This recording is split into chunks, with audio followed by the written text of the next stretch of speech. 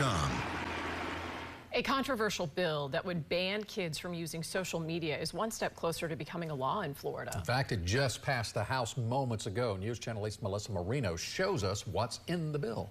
Keith and Jen, this still needs to be taken up in the Senate, but it did just pass overwhelmingly in the House. Lawmakers say it aims to protect children from the dangers of social media by blocking anyone under 16 from having an account, but some say it goes too far.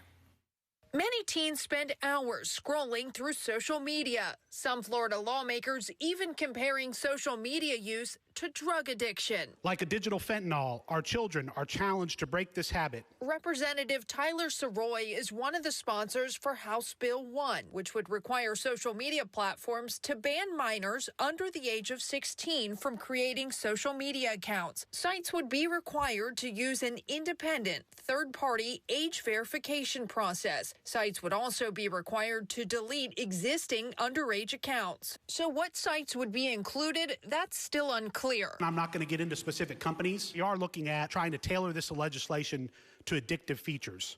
Autoplay, for example, infinite scroll, push notifications that provide that dopamine hit, other features that are intentionally designed to capture and hold our kids' attention. Parents we spoke with think it should be up to parents to decide what's good or bad for their own children. I just don't think it's our government's job to raise our kids. And some Democrats agree, suggesting parents be able to opt in or opt out, and other less restrictive measures, such as some kind of content regulation or some kind of algorithm regulation or something else that we could do rather than an entire prohibition. Advocates say it's all about protecting Florida's children. You see the rate of teen suicide increasing by 181%, or you see hospital admissions of self-harm increasing by 151% for ages of young people between the ages of 9 and 12. We have a problem on our hands.